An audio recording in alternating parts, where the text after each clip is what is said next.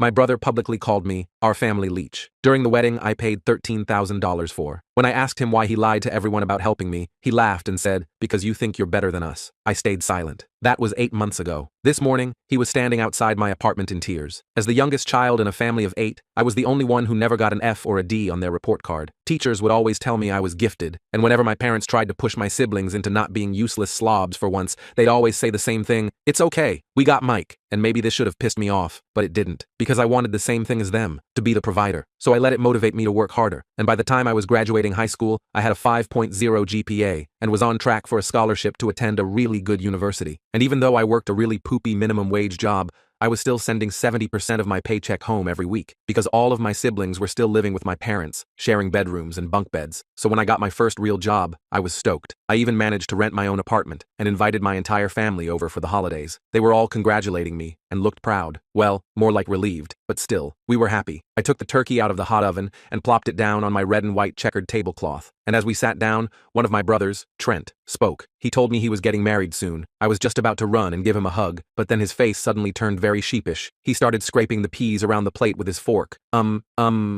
But I already knew what was coming. "Trent, of course I'll pay for your wedding." His eyes widened with excitement. "Wait, are you effing serious?" I nodded, and he was beaming like a kid on Christmas. I joked about how I wasn't going to plan it though. The whole table broke out into laughter, like it was the most obvious thing in the world. Looking back, I should have known something dark was going to happen. But at the time, you could literally feel everyone's spirits being lifted. When the banks reopened, I knew he was going to ask for $5,000, so I took out a check for $13,000 and mailed it to him. Me and my family had spent our entire lives struggling, wondering if we were going to go to bed hungry. For once, I just wanted us all to be happy, and it made him happy all right. Every day that week, he'd call and remind me how grateful him and his wife were for what I did. Turns out, that was the calm before the storm. Fast forward 8 months later, when the day finally arrived, the entire family were in suits, thanks to yours truly, and we looked like the picture-perfect family we always joked about, the one we always thought was out of our reach, and I knew it was money well spent. Then came the toast. Trent started off his speech with how grateful he was to his job for letting him be able to afford all of this. I froze for a second, but then I decided if he wanted to take the credit, then he could, because after all, it was his day, not mine. But then he continued, "As you can see, all of my beautiful family came to join me." That's when his finger pointed at me. Even Mike, aka our family leech. The entire crowd laughed and I stiffened slightly, not sure if I should break my poker face. "I mean, Mike, after all the money you borrowed from me, I'm surprised you even have time to come." By this point, everyone in the crowd was laughing so hard I could see their belly fat vibrating. I glanced at my family, who looked even more confused than me. I guess family really does stick together, and the freeloaders are no exception. Rage crawled up my spine. But before I could say anything, my sister Talia butt in. "Hey Trent, thank you for all this. Where is it you said you work again?" He proceeded to give the name of my role, and that's when Talia started pressing him. You see, she was the only one in the family who listened when I spoke, so she knew what questions to ask to catch him in his lie. By the end of their extremely public interrogation, his face went hot, and his mouth couldn't keep up. I looked down at the ground to hide the smile creeping in. His wife stepped in when she realized the jig was up, and made a joke about how the alcohol was getting to him. It was an alcohol-free event. I assumed that was just some petty sibling bicker, that it was over, but for the rest of the night, Trent was giving me the silent treatment, accompanied by sharp, dirty looks. I tried not to think about it, and instead focused on enjoying the wedding that I had paid for. But the next day,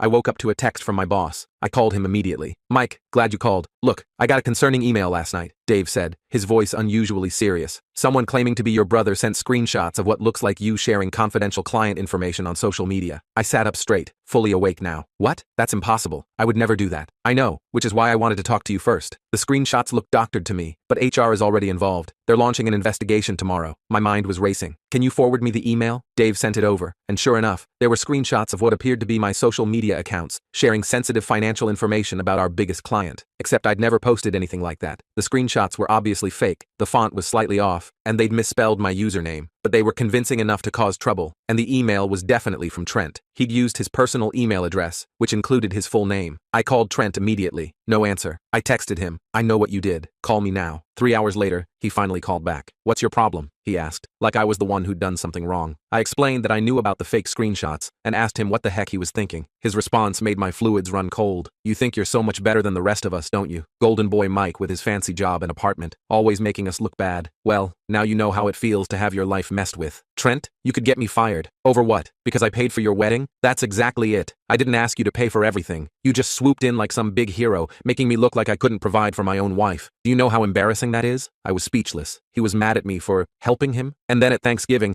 everyone was fawning all over your apartment and your job. Mike this, Mike that. Mom even asked why I couldn't be more like you. On my engagement day, I had no memory of this happening, but it didn't matter. In Trent's mind, I'd humiliated him, and now he was getting revenge. Delete the email and tell them it was a mistake, I said, trying to keep my voice steady. Too late. I sent it to HR directly too, and your boss's boss, and that client you're always talking about. I felt like I was going to throw up. Why would you do this? We're family. Exactly. And family should lift each other up, not make each other feel like poop. He hung up, and I sat there in my hotel room, stunned. I immediately called Dave back and explained everything. He was sympathetic, but said the investigation would still have to happen. Company policy. The next week was heck. I had to meet with HR 3 times, showing them my actual social media accounts and explaining that the screenshots were fake. I had to sign affidavits and sit through uncomfortable meetings where people questioned my integrity. The client was furious until we proved the posts were fabricated. In the end, I kept my job, but I was put on probation for 3 months. The whole ordeal put a black mark on my record, just as I was being considered for a promotion. Meanwhile, Trent and Sarah were posting honeymoon photos from a beach resort that looked way more expensive than what my $13,000 should have covered. I later found out he'd only spent about $7,000 on the actual wedding and pocketed the rest for their honeymoon. I was hurt, angry, and confused. But mostly, I was worried about what Trent might do next. If he was willing to try to get me fired over perceived slights, what else was he capable of? I didn't have to wait long to find out. About a month after the wedding, my parents called. They sounded upset. Mike, did you tell Trent we're losing the house? My mom asked, her voice shaking. What? No. Are you losing the house? No. But Trent came over yesterday saying you told him we were behind on mortgage payments and might get foreclosed on. He offered to let us move in with him and Sarah. I couldn't believe what I was hearing. Mom, I never said anything like that. Your mortgage is fine, right? Yes, we're all paid up. But why would Trent make that up? I had a pretty good idea why, but I didn't want to drag my parents into our fight. I don't know. Maybe he misunderstood something I said. After I hung up, I got a text from Trent. Stay in your lane or things will get worse. He was trying to turn my family against me, make them think I was spreading lies. I decided to lay low for a while, hoping he'd cool off, but Trent was just getting started. Over the next few months, he systematically tried to destroy my relationships with everyone in our family. He told our sister Megan that I'd said her new boyfriend was only with her for her money. She's a hairdresser and definitely not rich. He convinced our brother Kyle that I thought his kids were out-of-control brats. I adore my nieces and nephews. He even told our youngest sister Amber that I'd made fun of her for dropping out of community college. One by one,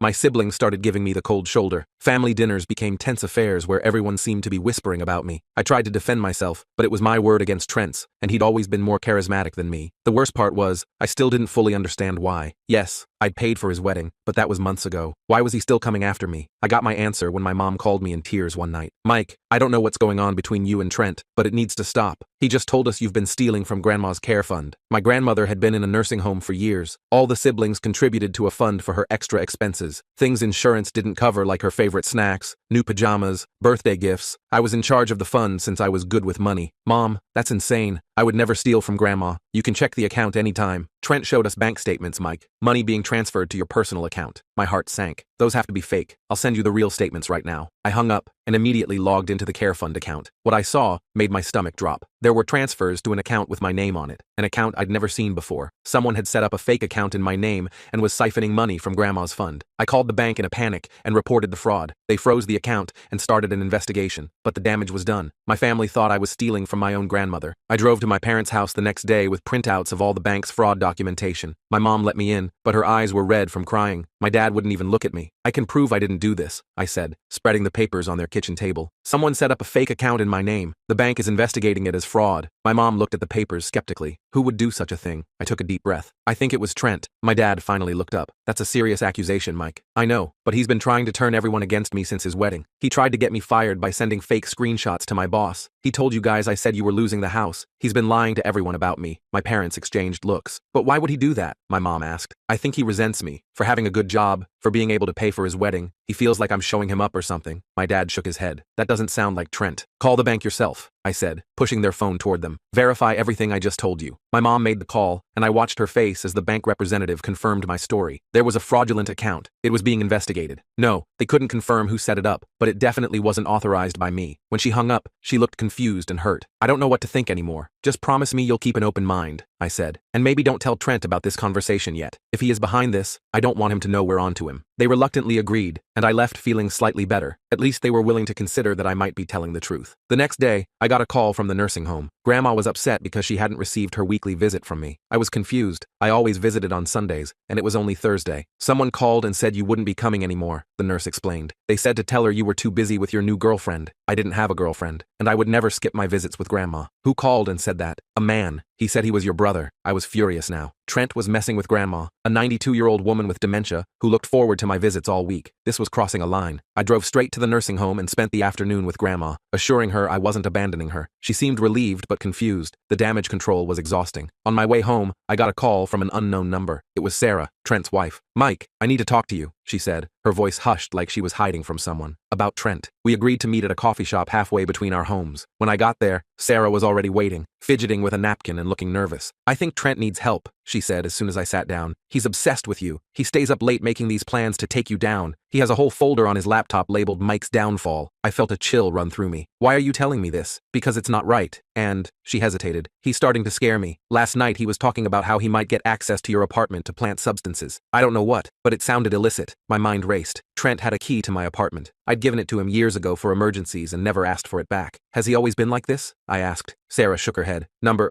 He's always been competitive with you, but this is different. It started around the time you offered to pay for our wedding. At first, he was grateful, but then he started saying you only did it to show off, that you were trying to emasculate him. I couldn't believe what I was hearing. I was just trying to help. I know that. Deep down, I think Trent knows it too, but he's convinced himself you're out to get him somehow. She looked down at her coffee. "There's something else. The money for the wedding. Trent only spent about half of it on the actual wedding. The rest went to your honeymoon. I figured that out." She looked surprised. "No, not the honeymoon. We used my parents' timeshare. The rest of the money went to gambling debts. Trent has a problem. He's been hiding it from everyone, even me until recently." This was a twist I hadn't expected. Gambling debts? How bad is it? Bad enough that he was desperate for that wedding money, and now he's desperate again. That's why he's been taking money from your grandmother's account. I felt like I'd been punched in the gut. "You know about that?" She nodded, tears in her eyes. "I found the fake bank statements on his computer. He's been planning this for months, setting up that account in your name. I confronted him about it last night and he didn't take it well." I noticed for the first time that she was wearing long sleeves despite the warm weather. "Sarah, did he hurt you?" She pulled up her sleeve slightly, revealing a bruise on her wrist. "He grabbed me, said I needed to mind my own business. That's when I knew I had to talk to you." I was speechless. This was way worse than I thought. Trent wasn't just being petty, he was dangerous. "You need to get somewhere safe," I said. "Do your parents live nearby?" She nodded. "I'm staying with them now. Told Trent I needed some space." "Good. Stay there. And Sarah, thank you for telling me all this. I know it couldn't have been easy." She gave me a sad smile. "Trent wasn't always like this. I keep hoping the man I fell in love with is still in there somewhere." After Sarah left, I sat in that coffee shop for a long time, trying to process everything. My brother was stealing from our grandmother and framing me for it. He was turning our family against me out of some twisted resentment, and now he was potentially violent. I needed evidence, something concrete to show my family what was really going on, and I needed to protect myself from whatever Trent was planning next. First things first, I called a locksmith and had my locks changed that same day. Then I installed a basic security camera system that would alert me if anyone entered my apartment. Next, I contacted the bank handling Grandma's care fund. They confirmed they were investigating the fraudulent account, but said it could take weeks to determine who set it up. I couldn't wait that long. I remembered that Trent had used his personal email to send those fake screenshots to my boss. If he'd been sloppy once, maybe he'd been sloppy again. I asked the bank if they had any contact information associated with the fraudulent account. They couldn't give me details due to the ongoing investigation, but the customer service rep hesitated just long enough when I mentioned Trent's email address that I knew I was on the right track. Now I needed to warn my family without sounding like I was just trying to get back at Trent. I decided to start with Talia, the sister who'd called Trent out at the wedding. She'd always been the most level-headed of my siblings. I invited her to lunch and laid out everything. The fake screenshots sent to my work, the lies Trent had been telling everyone, what Sarah had told me about the gambling and the stolen money. Talia listened without interrupting, her expression growing more concerned with each revelation. When I finished, she sat back and sighed. "I knew something was off with him lately, but this is... Wow. You believe me?" I asked, relieved. "Of course I do. Trent's always been jealous of you, Mike, even when we were kids. Remember how he used to accidentally spill stuff on your homework? Or tell Mom and Dad you'd done something wrong when you hadn't? I hadn't connected those childhood incidents to what was happening now, but Talia was right. This pattern had been there all along. The question is," Talia continued, "what do we do about it? If we confront him directly, he'll just deny everything." "I need proof," I said. "Something undeniable that shows he's behind all this." Talia thought for a moment. "What about his laptop? Sarah said that's where he keeps all his plans, right? If we could get access to that." "I'm not breaking into his house, Talia." "No, but Sarah might be willing to help. If she's already left him and is worried about what he might do next, maybe she'd let us see what's on that computer." It was worth a poop. I called Sarah that evening and explained our idea. She was hesitant at first. Technically, the laptop belonged to both of them since they'd bought it with combined funds, but it felt like an invasion of privacy. I understand, I said, but he's stolen from our grandmother, tried to get me fired, and is turning our family against each other. We need to stop him before he does something even worse. Sarah finally agreed. Trent was working late the next day, so she'd go back to their apartment to get some more of her things and take the laptop while she was there. The plan worked. Sarah texted me the next evening saying she had the laptop and would meet us at Talia's apartment. When I arrived, Sarah was already there, looking nervous, but determined. I haven't opened it yet, she said. It's password protected, but I know what he uses. She typed in the password, and we were in. The desktop was cluttered with icons, but sure enough, there was a folder labeled Mike. Sarah clicked on it, and dozens of files appeared. Screenshots of my social media, copies of emails I'd sent, photos of me that had been edited to look like I was with prostitutes or doing substances. Jesus, Talia whispered. He's been planning this for months. We found the fake bank statements for Grandma's care fund, templates for more fake screenshots to send to my work, and even a document titled Phase 3 that outlined plans to plant substances in my apartment and then call in an anonymous tip to the police. It was all there, undeniable evidence that Trent had been systematically trying to destroy my life. We saved copies of everything to a flash drive. Then Sarah closed the laptop. What now? She asked. Now we call a family meeting, I said. I texted everyone in the family except Trent, asking them to meet at my parents' house the next day. I told them it was important, a family emergency. Most of them agreed right away, though a few seemed hesitant. I couldn't blame them after all the lies Trent had been spreading about me. The next evening, I showed up at my parents' place with Talia and Sarah. My stomach was in knots. I'd barely slept the night before, going over and over what I was going to say. How do you tell your family that one of their own has been systematically trying to ruin your life? When we walked in, everyone was already there. My parents, my other siblings, even my grandma, who my mom had picked up from the nursing home for the occasion. They all looked confused and worried. My brother Kyle immediately asked where Trent was. That's part of why we're here, I said, setting up my laptop on the coffee table. There's something you all need to see. I connected the flash drive and pulled up the files we'd copied from Trent's computer. For the next 20 minutes, the room was dead silent, except for occasional gasps as I showed them everything. The fake bank statements, the doctored photos, the plans to plant substances in my apartment, all of it. When I finished, my mom had tears streaming down her face. My dad looked like he'd aged 10 years in the last half hour. My siblings were in various states of shock and disbelief. This can't be real, my brother Kyle said, shaking his head. Trent wouldn't do this. Sarah spoke up then. It's real. I found all of this on our laptop. He's been obsessed with taking Mike down for months. But why? My mom asked, her voice barely above a whisper. I explained what Sarah had told me about Trent's gambling problem, how he'd used most of the wedding money to pay off debts, and how he'd grown increasingly resentful of me. He sees Mike as a threat, Sarah said. Like Mike's success somehow makes him a failure. My grandma, who had been quietly listening, suddenly spoke up. He always was a jealous boy. Even as a little thing, he'd throw fits if anyone got more attention than him. Just as we were discussing what to do next, the front door slammed open. Trent stood there, his face twisted with rage. What the heck is this? A family meeting without me? The room went silent. Sarah visibly flinched and moved closer to Talia. I stood up, positioning myself between Trent and the rest of the family. We know what you've been doing, Trent, I said, trying to keep my voice steady. We've seen everything on your laptop. His eyes darted to Sarah, then to the computer on the coffee table. For a split second, I saw panic flash across his face before it was replaced with anger. You went through my private files? That's illicit. I could have you apprehended. For what? I asked. Finding out you've been stealing from Grandma? Or that you tried to get me fired? Or maybe for your plans to plant substances in my apartment? Trent's face went pale. He looked around the room, seeming to realize for the first time